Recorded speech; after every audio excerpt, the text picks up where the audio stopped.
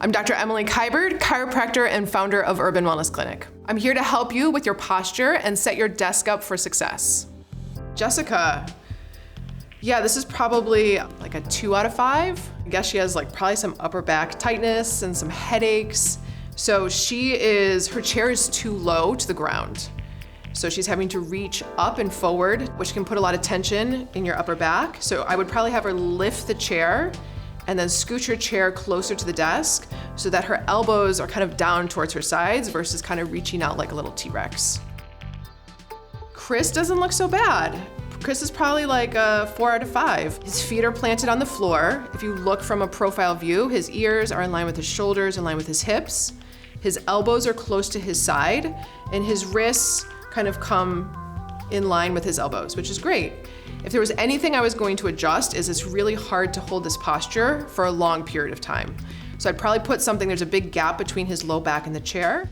Kitty is probably a 1 out of 5.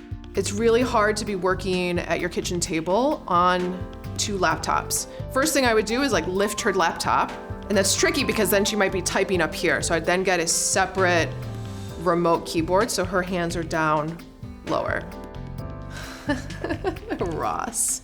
If he's doing this 8 to 10 hours a day, it's probably like a 0.5 out of 5 stars. While this might be comfortable to work on your laptop in bed, you definitely don't want to be doing this for hours and hours and hours at a time, right? You're gonna get low back pain, could predispose you to disc herniations, especially with that amount of rounding and flexion. So I would put him at a desk, start it from the ground up. So feet on the floor, hips a little higher than your knees, ears over shoulders over hips when you're sitting, and then elbows should be right down towards your sides.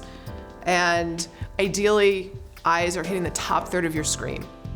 Ellyn, so she's doing seated and she's doing standing, and she looks like she has all the ergonomic gadgets that you could possibly have, right? She looks pretty good. I'd give her as close as probably like a 5 out of 5 as I've seen so far. She has this very fancy chair with the headrest. Her posture looks good. Her feet are on the ground. Her eyes, if she looked forward, hits the top third of her screen. Her standing posture, and I'm glad that she has a standing desk because she can create that dynamic movement in her day.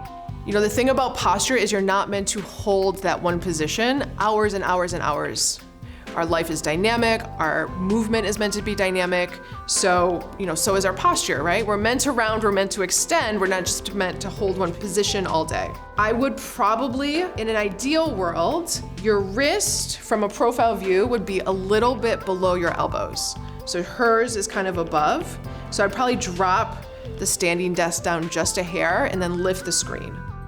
The most common things I find with an ergonomic setup that's not so great is the chair's too low, they're reaching for their computer, or their laptop is not elevated, or their computer's not elevated, so they're looking down and rounding. So usually it's too low, reach, round.